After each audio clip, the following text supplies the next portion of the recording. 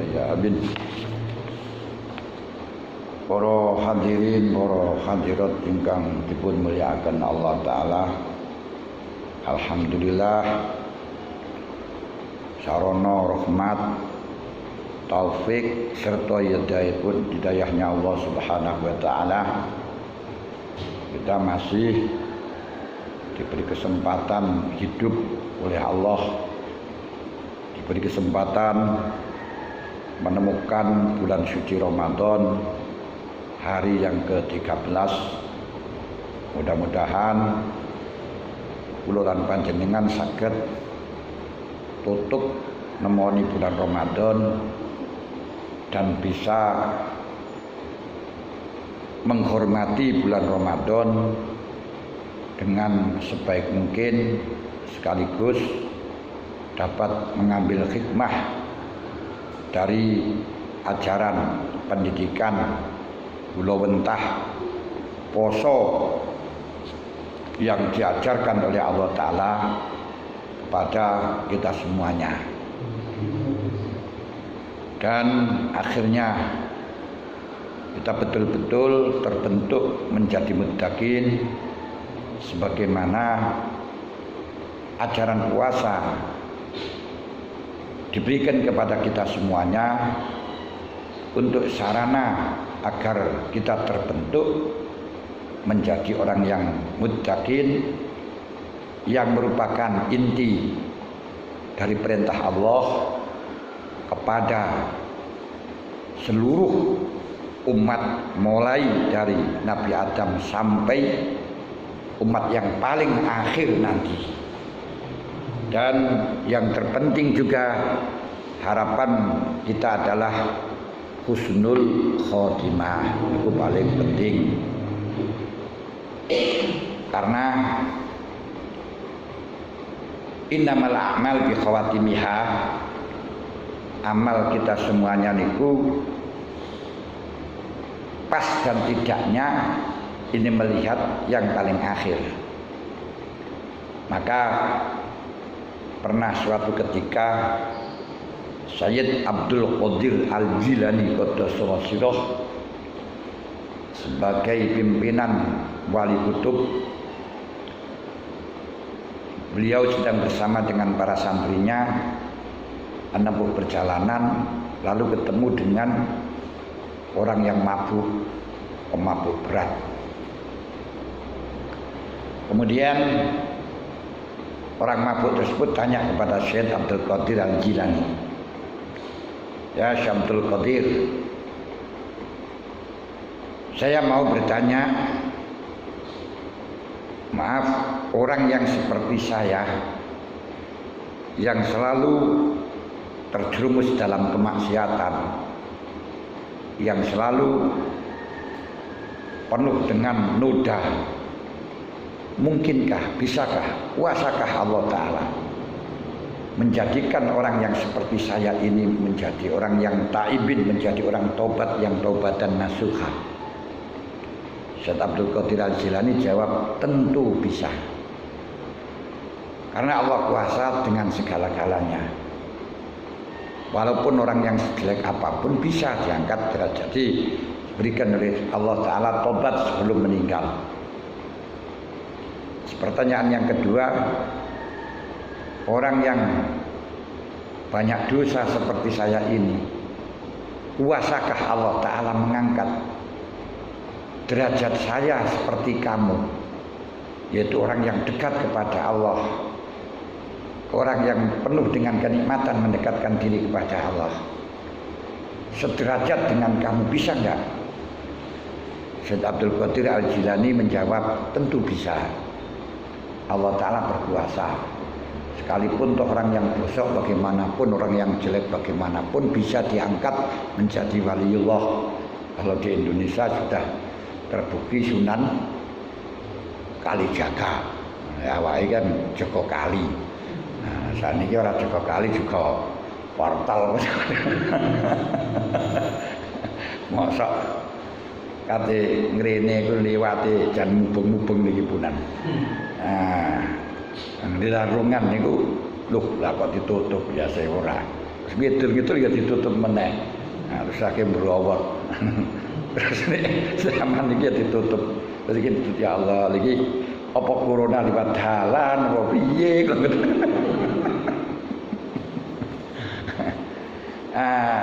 Lalu yang terakhir pertanyaannya, ya Syekh Abdul Qadir, mampukah Allah mencabut imanmu sehingga menjadi orang yang ahli maksiat seperti saya? Syekh Abdul Qadir tidak mampu jawab langsung. Beliau jungkel, menangis berseduh-seduh. Seraya berdoa kepada Allah, ya Allah, selamatkan saya ya Allah. Jagalah iman saya ya Allah. Iman keluarga saya ya Allah. Pungkasilah saya dengan husnul khatimah. Masya Allah. Kemudian para santrinya bertanya, ada apa Syekh kok terus menangis? Betul pertanyaan orang itu. Sehebat orang apapun ini bisa dijatuhkan oleh Allah, bisa diturunkan oleh Allah. Dan itu juga sudah terbukti, yaitu Bal'am bin A'ura yang sudah jadi waliullah bisa dijatuhkan sebagai orang yang rendah. Masya Allah. Lek ningali teng mriku kula lan panjenengan kudu khawatir, kudu khauf walaupun sudah ahli ibadah. Jauhilah hal-hal yang biasanya mengakibatkan su'ul khatimah, yaitu menyakiti kepada orang lain. Iku sing kathah termasuk ngrasani niku maraken su'ul khatimah, niti-niti kesalahan wong.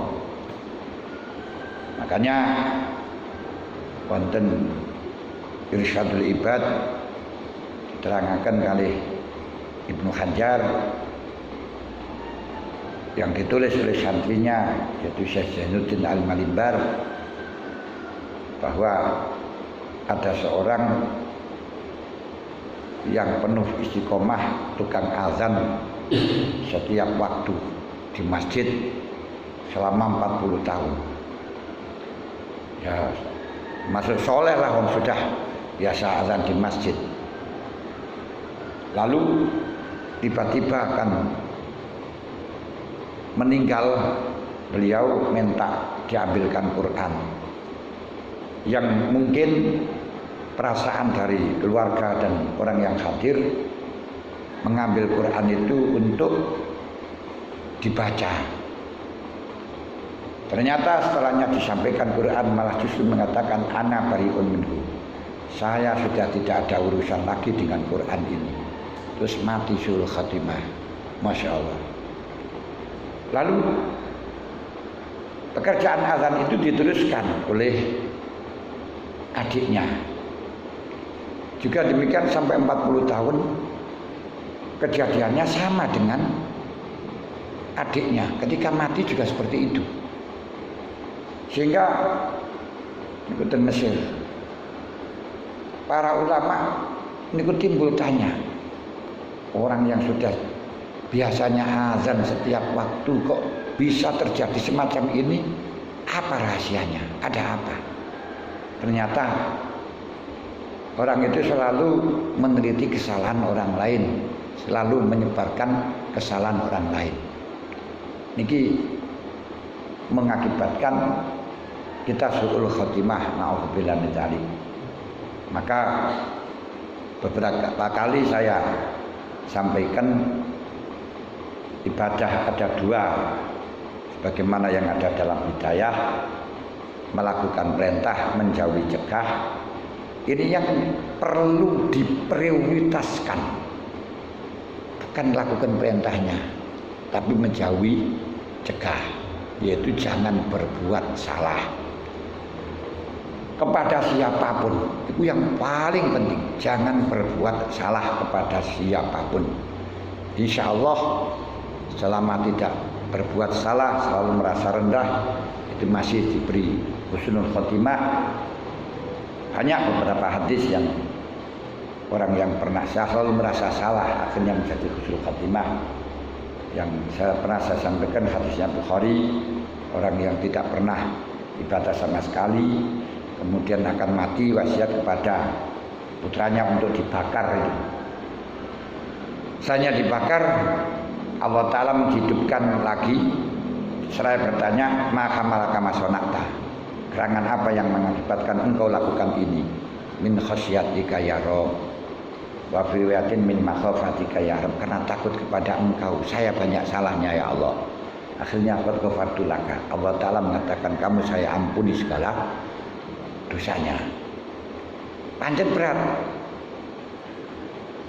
Kalau melakukan perintah insya Allah semuanya orang mampu, dipaksa mampu. Tapi jok ngomong salahi wong ngono kaya. Padahal nggak modal kan itu nggak perlu modal. Dan sebenarnya semuanya orang juga bisa kalau mau. Ngerime niku lho, rime apa ngono lho. Nah, rime apa? Sumun bukmun umyun. Yen niku budek pijat bisu. Wah, budek pijat bisu niki konsepnya. Banyak beberapa hadis yang menjelaskan karena selalu meneliti kesalahannya orang lain akhirnya atau berbuat salah akhirnya husnul khatimah. Lah sumun bukmun umyun ini konsep saya sendiri nih. Ini kitab orangnya. Jadi konsepnya sumun bukmun umyun. Sumun itu budek. Artinya apa? Kita tidak usah mendengarkan permasalahan orang lain. Cuek, nggak usah kecampur urusan orang lain. Budek. Wis kono-kono ngoten lho, kono-kono. Wong orangnya juga tidak minta makan kepada kita, tidak minta kepada kita, dan bertanggung jawabnya juga tidak kepada kita. Salah ya wis kono-kono. Kedua, bukmun. Bisu. Jangan komentar. Bisa ada orang yang bagaimanapun saja jangan komentar. Ketiga, umyun, jangan dilihat, jangan sok ingin tahu. Makanya banyak kenalan itu dalam satu sisi positif tapi dalam satu sisi negatif. Karena dengan kenal maling ngerasani, kenal maling ngelokno dan sebagainya. Kalau nggak kenal kan nggak pernah. Tiga hal niki diimplementasikan di dalam puasa, yaitu imsak.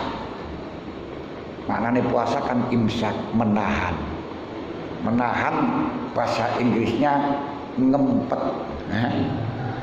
Ngempet, ngempet. Nah, ini makanya dengan pelajaran puasa ini yang bisa kita petik adalah pelajaran ngempet. Nah, ngempet ini dimulai dari ngempet makan, ngempet ngombe, ngempet kumpul karo bojo.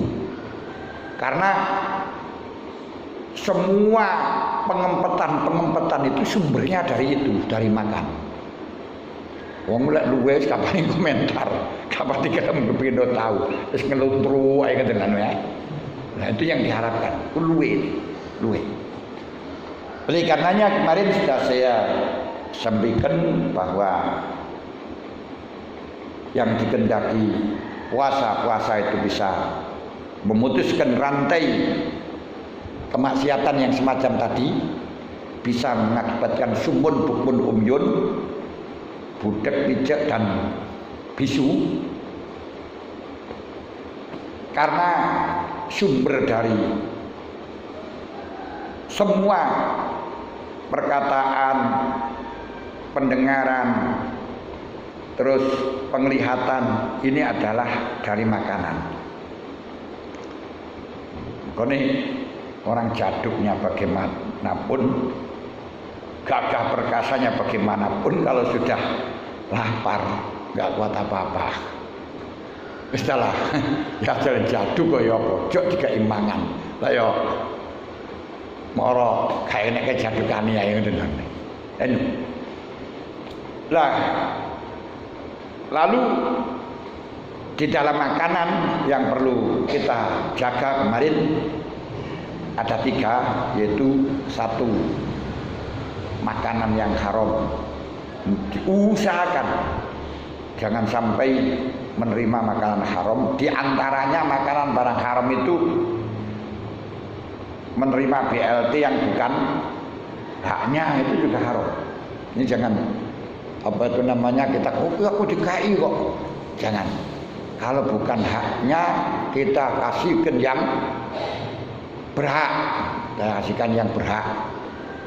Nah, saya mengatakan semacam ini karena untuk pembagian BLT dan pembagian apa itu namanya bosan ini BLT kali apa itu namanya apa itu sembako minar ruwetin di mana-mana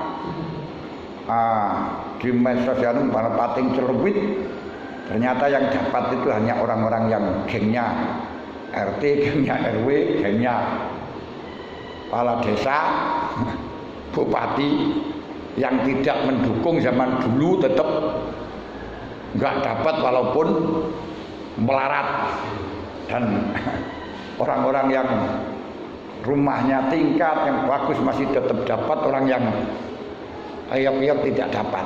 Maka bagi kita kalau bukan hak kita, walaupun dicatat oleh pemerintah, jangan terima. Sing paling butuh niko, ini penting karena ini bagaimanapun yo haram, bukan haknya kok. Zakat pun juga demikian, kalau bukan haknya yo kita sudah kaya kalau dikasih zakat, itu yo gak boleh. Yes. Jadi pertama meninggalkan perkara haram, kedua meninggalkan syubhat, ketiga meninggalkan barang halal yang melebihi dari kebutuhan. Makanya kalau bisa kita itu tidak kaya tapi tidak kekurangan. Miskin itu tidak sampai mencukupi tapi bisa menduduki kecukupan. Misalnya kebutuhannya 10 ya dapat 8, 9, itu kan nggak cukup tapi bisa mencukupi. Itu yang diinginkan oleh Rasulullah di dalam sabdanya dan doanya. Allahumma ahyini miskina, Allahumma ahyini miskina waqsurni ma'zumratil masakin. Ya Allah, kumpulkan saya, hidupkan saya dalam keadaan miskin dan kumpulkan bersama-sama orang miskin. Lek fakir rojo. Nah, ini lek Nabi itu minta dijauhkan dari fakir. Karena fakir itu kadal fakru ayakuna kufron. Wong fakir itu marano kafir, marano imannya bisa apa itu namanya intir. Nah di dalam fakir itu bukan berarti banyak harta atau kurang harta, enggak. Fakir itu selalu haus, selalu membutuhkan. Walaupun orang kaya fakir, ya dia akan bisa menjual keimanan. Berarti tanamkan kemandirian, jangan sekali-kali membutuhkan kepada orang lain sebisa mungkin. Kemarin disampaikan bahwa kenapa kita harus menjauhi perkara haram. Pertama, orang yang makan barang haram itu sama halnya menanamkan neraka jahanam di dalam dirinya, sebab dawuh Allah, innama innalladzina ya'kuluna amwalal yatama zulman innama ya'kuluna fi butunihim nar selama syairah, dan dawuhnya kanjeng Nabi kullu lahmin nabatan minal haram fan naru aula bihi.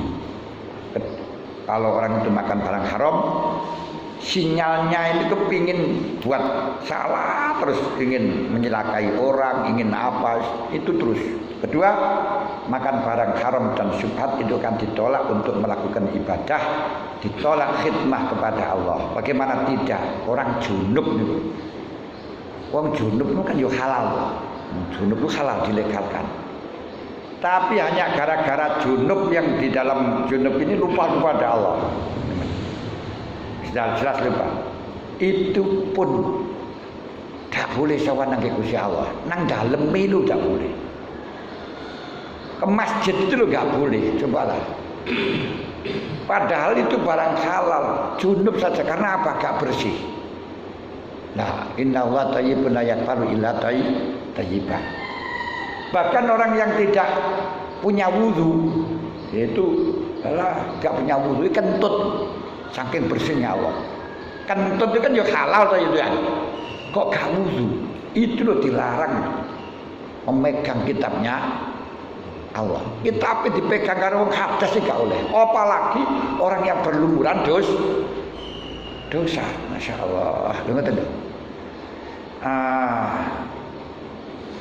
Loh. Tapi Gusti Allah la yamassuhu illa al-mutahharun. Maka itu perkara yang mubah, perkara yang jelas tidak melanggar syariat, tapi dianggap barang yang kotor, itu saja dilarang. Yahya bin Mu'ad Ar-Razi mengatakan ta'at itu makhzunatun. Ta'at itu tersimpan di dalam gudang yang sangat rapat karena merupakan keindahan. Lah, kuncinya adalah doa, giginya adalah halal, barang halal. Anda punya kunci tapi giginya nggak pas, ya dikunci ya bisa melebu nanti, tapi tetap nggak bisa digunakan untuk mengunci. Orang yang makan barang haram, walaupun toh bisa sholat, dipaksakan, nggak bisa connect, nggak bisa connect. Ya seperti panjenengan duwe HP, walaupun dekat anten, tapi nggak sambung, nah, yo nggak bisa connect. Bagaimanapun nggak bisa connect. Nih bu, masya Allah, nggak bisa terbuka. Yang ketiga, makan barang dan syubhat itu akan terhalang dari kebaikan. Kenapa? Kalau dia itu betul-betul melakoni perkara baik, itu pun akan ditolak. Sunan Taufik menegaskan syarat daripada diterimanya ibadah harus makannya halal, minumnya halal, tempatnya halal, pakaiannya halal. Kenapa? Sehingga orang yang makan barang haram senajan puasa, senajan sholat malam tidak dapat apa-apa. Hadis jelas, kam min qaimin laisa lahu min qiyamihi illal syahr. Banyak orang yang bangun malam sholat tahajud, tapi semuanya itu hanya mendapatkan opah melek. Kenapa? Karena makanannya barang haram. Wa kam min shaimin laisa lahu min syamilal ju' wa dhama, dan banyak orang puasa yang didapat hanya lapar dan haus. Kenapa? Ya makanannya haram. Wong barang halal ditinggalkan, minum ditinggalkan, makan ditinggalkan, kumpul dengan istri ditinggalkan, itu halal semuanya. Bagaimana mungkin barang halal ditinggalkan malah haram dilaksanakan? Loh ini Ibnu Abbas mengatakan la yaqbalullahu sholatan mri'in fi jawi haram. Itu. Ketiga, ini yang saatnya. Tiga adalah meninggalkan barang halal melebihi dari kebutuhan. Wah iki wangil maneh ninggalno perkara haram angel apa maneh meninggalkan halal melebihi dari kebutuhan. Cara gampangan ngeten. Makan jangan sampai kenyang. Wah ini betul loh. Wah ini kan yo gak modal, jangan juga pengiritan. Jangan makan sebelum lapar, berhentilah sebelum kenyang. Ini ku tak konsep, masya Allah. Konsep kesehatan di mana-mana semuanya hanya itu. Jangan makan sebelum lapar, berhentilah makan sebelum kenyang. Berarti bukan berarti kita disuruh lapar, enggak. Jangan sampai kenyang. Kalau melebihi kekenyangan, kenyang itu namanya fudul. Hal yang tidak ada fungsinya, tidak ada gunanya. Enggak kalau di situ gak kuat. Wah, saya enggak kuat kalau enggak kenyang, gak kuat bekerja. Enggak. Orang yang makannya berlebih itu bukan malah justru sehat, yakin itu pun. Ayo jajal zaman mari kerja bareng mangan wareg, ora ndopro ae. Yang rusak sing kuat itu malah justru orang yang tidak kenyang, tapi gak lapar. Kalau kelaparan juga gak kuat, gitu. Ini tidak diperintahkan lapar. Kalau lapar makanlah, ojo kenyang. Saya paham ini. Ini penting. Kenapa? Karena makan barang halal yang berlebihan, alias wareg, secara bahasa Inggrisnya wareg konten mawon, itu ada bahaya sebanyak 10 hal. Bahaya sing akeh 10. Satu, atos satine. Wong wareg niku atos satine. Lah nek wong akeh mangan niku jan. Kasratul nabi kasratil akli kasratul qalbi. Atos atine hilang cahayanya, mikir gak bisa. Demi Allah pun sampeyan salat wareg kan khusyuk wis salah gak iso. Gak iso. Sudah beberapa kali di dalam pelajaran salat saya sampaikan itu harus kita rileks, betul rileks. Sehingga seakan-akan kita tidak punya daya, dilempit. Terus merasalah kita dikerjakan Allah, dilakukan Allah. Niki gak akan mungkin bisa kalau sampean kenyang. Rileks gak bisa karena ora iso kendo. Kekebaan. Lha niku. Saestu. Padahal sholat kalau tidak khusyuk sudahlah. Capek. Tapi kalau khusyuk enggak terasa. Baca Quran tuh kalau khusyuk panjang pun enggak terasa. Enak. Tarawih itu kalau kita santai meresapi bacaan buat khataman Quran itu tidak terasa, sungguh tidak terasa. Itu saya praktekkan setiap tarawih. Saya kan nonton masjid Gondol itu selalu khataman Quran. Walaupun satu juz niku enak mendengarnya, masya Allah, santai. Tapi syaratnya aja wareg, tapi lah kok khataman Quran kok wareg, waduh jelungup sampean. Jalan jelungup itu nggak bisa. Ini pertama marakno atos ini. Kenapa? Kanjeng Nabi Muhammad sallallahu alaihi wasallam mengatakan, la tumitul qalba bi kasrati ta'am masyarab fa innal qalba yamutu kasar idza kasra alaihil ma. Jangan kau bunuh, jangan kau matikan hatimu. Akhirnya gak duwe hati, ora pati punya kesadaran dengan kebaikan dielingno bareng mokong. Qaswatal qalbi niku lek di bahasa Mandarinnya mokong. Mokong itu apa ya mokong? Dikandani angel muring-muringan ngoten. Dikandani angel penggaweane tukang muring-muring niku bahasa jenenge wong mokong. Lah wong mokong itu karena hatinya mati. Jangan kau bunuh hatimu dengan banyak makan dan minum, sebab hati akan mati seperti halnya gogo, seperti halnya padi akan mati karena tenggelam di dalam air. Tapi jangan sampai kau hilangkan airnya, tidak dikasih air ya mati. Padi gak kamu kasih air ya mati. Mongkromuet ya mati kan, gak bisa mikir. Tapi atau terlalu penuh, airnya penuh ya mati. Nah, lalu bagaimana? Kasih yang sedang-sedang saja. Ukurannya berapa sedang? Dalam usus manusia itu ada 18 kilan. Ini bisa pikir 18 kilan diwi-diwi. Nah, kalau terpaksa ingin kenyang, maksimal turukan yang apa? Yang digunakan makan 6 kilan.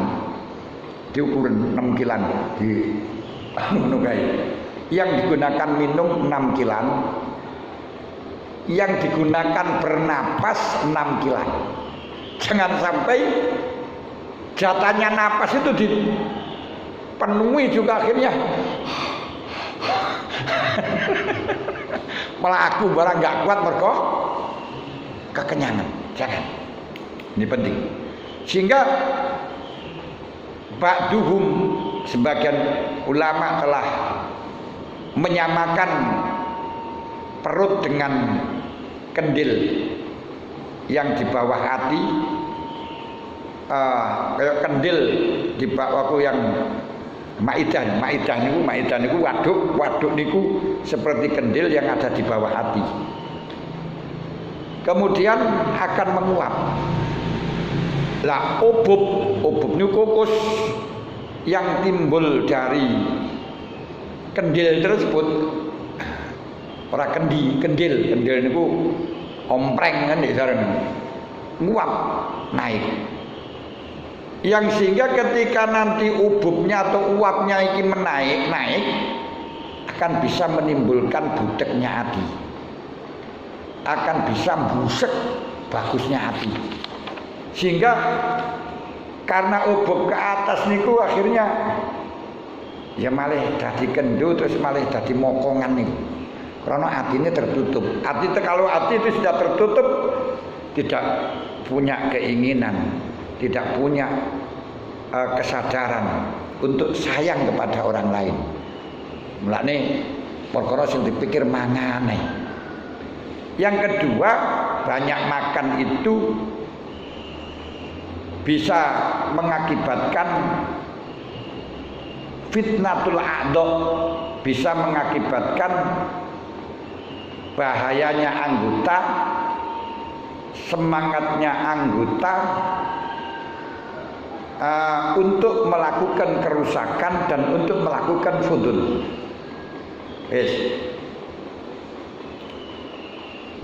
Kalau makannya barang halal, orang yang makannya barang haram selalu tergerak untuk melakukan haram. Kalau makannya barang halal kemudian melebihi dari kebutuhan, melebihi batas, keinginan hati melakukan ya perkara yang fuduli, kepingin nonton TV, kepingin aneh, kepingin ya pokoknya hal-hal yang nggak ada faedahnya musikan, kepingin ngobrol, kepingin rokokan, kenapa? Karena di dalam mulutnya ini, di dalamnya hatinya ini penuhnya dengan fuduli. Ini bisa kita lihat. Masalah kenapa? Karena seseorang niku kalau memang lapar, istahad.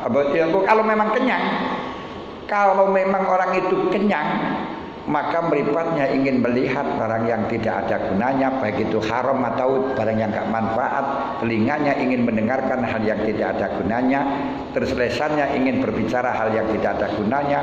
Farjinya itu juga syahwat, tapi tidak luwe, enggak, farjinya sudah gak syahwat. Makanya Rasulullah memberi konsep bagi orang yang ingin kawin, gak enek modal, famalam yastati fa'alaikumus siam, kon poso, fa innalahu jaan, karena bisa mengendukan keinginan, mengembudukan voltase. Mulai voltase langsung turun nih. Nek turun itu serapati kepingin kan ya, turun anu nih. Nah ini. Nah, karena itu puasa yang secara hakiki seperti ini, yaitu jangan makan barang syubhat, jangan melebihi daripada kebutuhan, sebab supaya anggota kita semuanya ini bisa berpuasa, betul. Telinga bisa berpuasa. Tadi itu yang sumun bukmun umyun itu bisa kita implementasikan ketika di dalamnya perut ini tidak kenyang, lek kenyang nggak bisa. Ini ini yang puasa batin yang semacam ini. Kalau lamban kenyang, apalagi makannya ya sama dengan tidak puasa, yaitu ya sudah menggugurkan kewajiban, tapi tidak ada target untuk menjadi muttaqin yang dijanjikan oleh Allah, la'allakum tattaqun niku. Tapi kalau anggota itu lapar, meneng kabeh. Wong niku lek wis lapar wis meneng pisan. Sakinatun hadiyatun la tatmah ila syai' min hadza, tidak punya ingin ngono misik, ono wong muring-muring, ono wong rame-rame pegel ya ngene. Ya ndarane. Karena itu sifat Ustaz Abu Ja'far mengatakan innal batna ulgun. Idza jaa wa huwa syabi syairul adha wa idza sabua syairul adha. Ini kunci, teman ngiling-ngiling. Perut itu adalah sebuah anggota, kalau dia lapar semua anggota kenyang. Kalau kenyang semua anggota lapar. Laparnya anggota semua itu apa? Ya nuntut keinginan, meripat ingin melihat. Mulut ingin berbicara. Telinga ingin mendengarkan, wis ingin melaku mungkin apa, makanya seneng rekreasi kemana-mana. Kadang-kadang saya tuh ya mikir kok wong seneng rekreasi, delok opo nih barang kaya ngoten waduh jauh-jauh kan bayar bisa larang. Kadang larang hanya tengok-tengok. Lah padahal saya mikir lah, aku tengok-tengok nang kene gak merubah sama sekali, gak ada rasa gairah, gak ada rasa seneng belas ini wae. Terus macam itu. Ya anune dhewe-dhewe teng niku. Kenapa? Termasuk golongan daripada laparnya anggota itu bahwa perbuatan rajul, perkataan rajul ini memandang dari makanan dan minumnya. Kalau haram yang keluar haram, kalau fuduli ya yang keluar fuduli.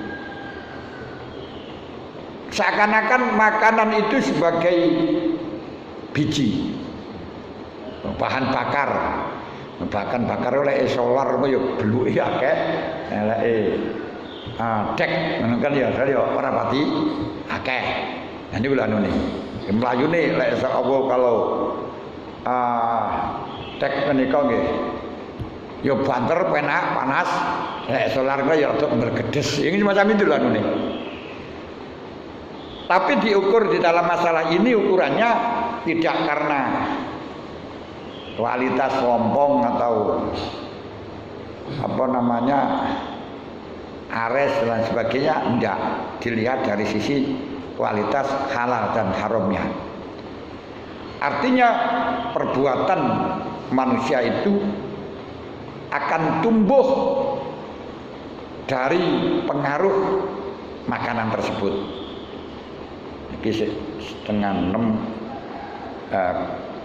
menit, setengah 6 sak menit iki pas tuluk. Iki ditambahi 5 menit untuk dukhane. Entah sik tuluk. Di sini lah dukhane tambah jam 6 tapi sudah tuluk naik sedikit itu sudah boleh. Sik tuluk nika salat isyraq maliyan nih. Nah, saya sedikit di sini nanti sampean gue kadang di kongkon salat duha mengko ngono wis ora tandang malam itu lho. Enggak sampai rata makanya 5 menit. Yang ketiga, makan banyak niku marakno budebebel, gak pati mikir. Makanya wong sing mikir itu lali mangan. Tidak hanya mikir agama, enggak mikir napa mon. Semua mikir itu lali makan. Betul itu saya kalau mutolaan lupa sampai makan. Masya Allah memang turun mangan tadi dalam. Wong mikir niku ya ora pati enak mangan. Kemudian wong akeh mangan ya ora pati gelem mikir. Makanya sampai lihat orang-orang kerja berat. Kerja berat itu walaupun berat itu bagaimana koyonis titik. Karena apa gak gelem mikir. Iku rata-rata mangane yo rusak-rusak wis. Mboten sing dalem teman delok wis. Tapi saya melihat orang-orang yang penggaweane mikiran kayak guru dan mboten pati doyan mangan. Ya, itu anunya konsepnya ke sana. Kenapa? Karena perut mindi-mindi niku akan bisa menghilangkan kecerdasan. Betul apa yang dikatakan oleh sahabat Imam Darani bahwa idza arata hajatan min hawaij dunya wal akhirah fala taqul hatta taqdiyah fa innal aqla yughayyirul aqla. Nih konsep. Lek sampean duwe cita-cita, duwe kebutuhan, baik itu kebutuhan urusan dunia atau kebutuhan akhirat, ingin tercapai.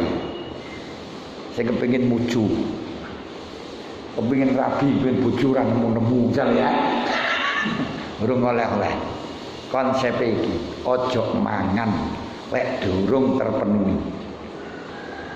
Ojo mangan, aku lek urung hasil gak mangan dhisik. Lek urung hasil gak mangan dhisik. Kenapa? Karena makan itu bisa merubah akal, bisa yughayyirul akal, bisa merubah kepada pikiran kita. Nanti lek apa itu namanya, kita mangan akan bisa berubah akal kita. Gak sida kepingin.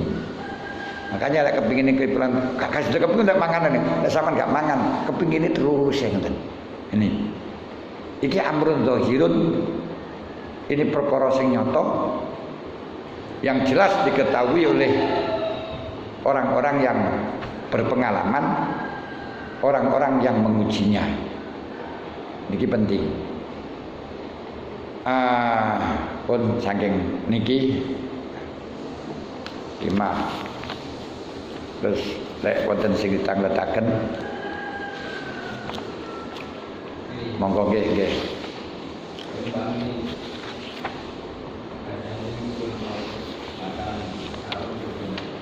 Ya tobat hatta ibna dzambi kamalatan balah jaluk halal. Lah kan itu barang haram dari mana kan ngoten tok toh? Terus napa ngoten batasane masa Loh, kata tobat itu tidak ada batasnya. Malam yuhor hirsak durunge panjenengan roh nang kala menjing, tapi ora nang kala menjing ora iso wisan. Makanya sebelum kita mati, nah niku njaluk halale. Biyen tahu ngentit, misalnya sampean moro ae kan ngene. Lek wong wis gak enak bagaimana? Kita sedekahkan atas nama dia. Ini kita sedekahkan kepada orang atas nama orang yang kita entit bondone ngoten lek manyan kita ini. Jadi jangan putus asa, itu malah bagus. Ya lebih baik terlambat daripada tidak kan betul lah ya. Wes lembat gak apa-apa.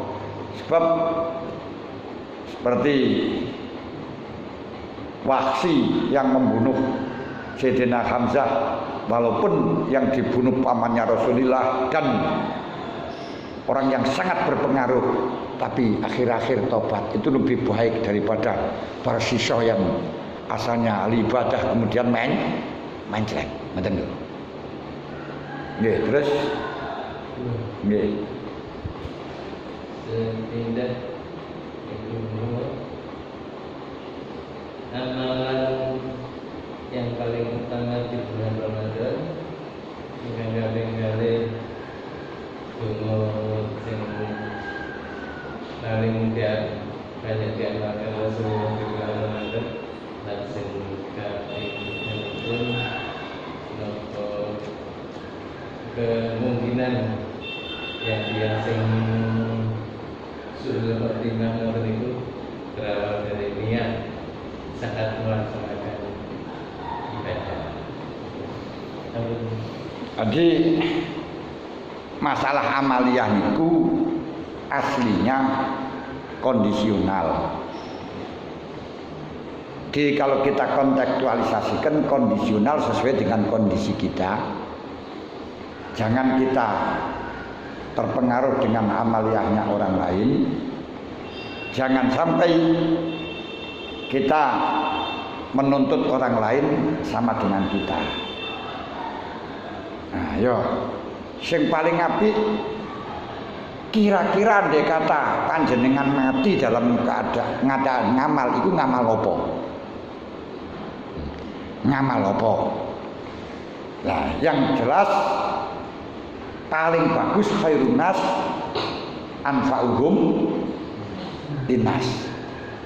Dari ini ulama di dalam pengamalan baik Ramadan dan selain Ramadan itu berbeda-beda sesuai dengan yang warid kondisi yang dialami oleh beliau.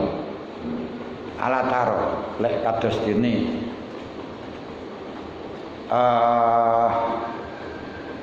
Syekh Abdul Wahab Asy'arani itu waliyun min auliyaillah.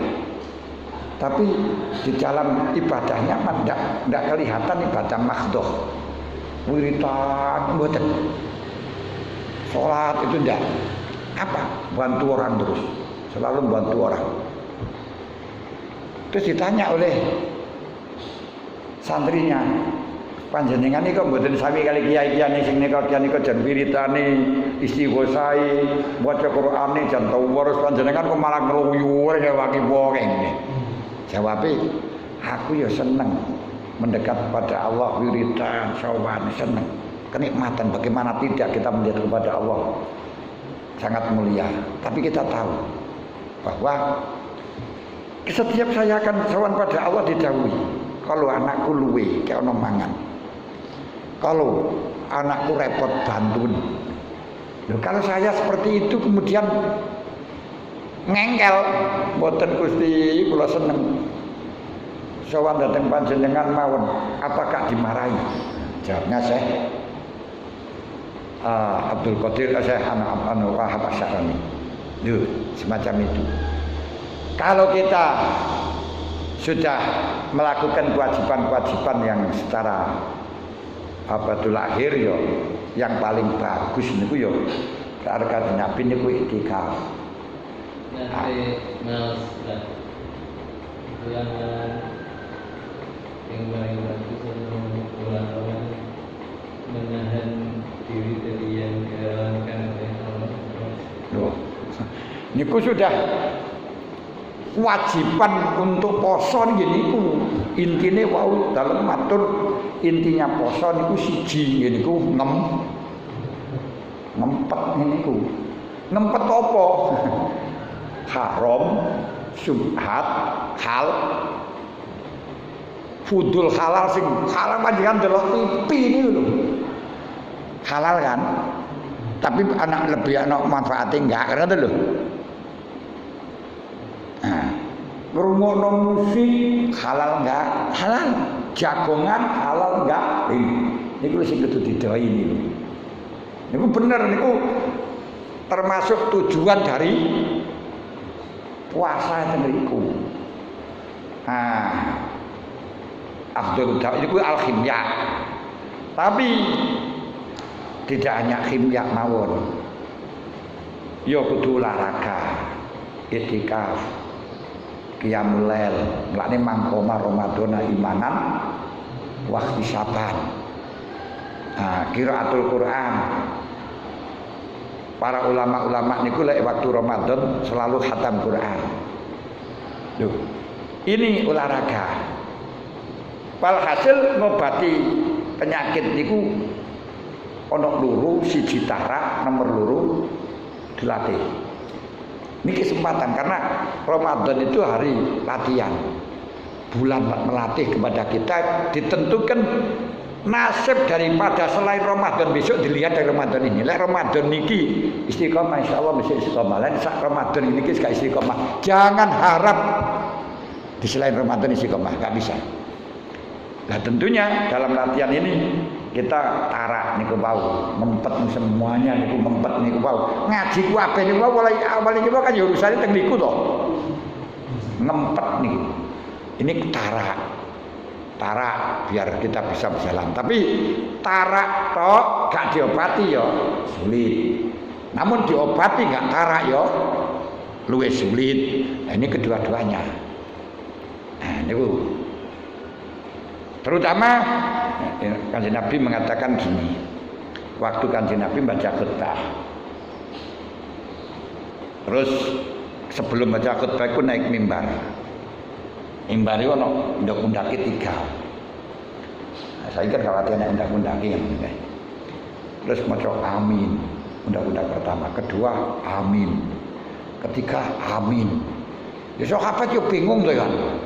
Yang mendengarkanmu, soalnya apa tuh kanjeng Nabi kok amin, amin, amin. Kanjeng Nabi dawuh, aku memang ditekani malaikat Jibril.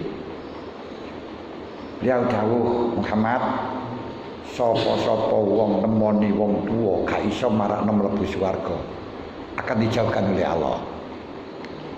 Kul amin, maca amin, amin. Hanya siji, duwe wong tua jangan disia-siakan. Wis walaupun kafir, walaupun toh ya naudzubillah. Niku jadikanlah alat untuk masuk surga. Golek ridone wong tua. Konsep ekonomi barang niku lek sampean gak wani nang wong tua wis salah. Lencret-lencret. Kedua, sapa-sapa wong nemoni Ramadan kok gak oleh maghfirah. Kok gak oleh maghfirah, maka dijauhkan oleh Allah. Usahakan untuk mendapatkan maghfirah, dipin-dipin nang Gusti Allah. Ini itu termasuk untuk mendapatkan Lailatul Qadar. Mulane Kanjeng Nabi lek waktu 10 akhir niku garwane niku di sirati banyu lek mboten bangun malam itikaf. Tapi lek sampeyan aja melok-melok kok tukaran gak karuan. Sekarang karuan malah kan diwenehi lek tukaran kok. Nomor 3. Sapa wong mendengarkan namamu disebutkan di hadapan gak maca selawat, termasuk wong bakhil, dijauhno sangka neraka, al-bukhlu minan nar. Berarti dari situ untuk mendapatkan Lailatul Qadar kita ojo golek Lailatul Qadar niku dibatasi waktu. Nek sampeyan mulai awal nganti akhir terus bengi terus yakin menemukan. Nek di wah pas hari ini kemblesete.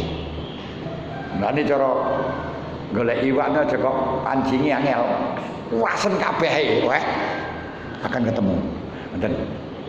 Nah niku amalia sing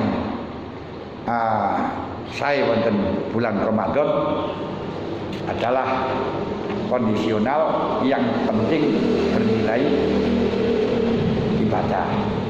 Nggih. Terus napa wali?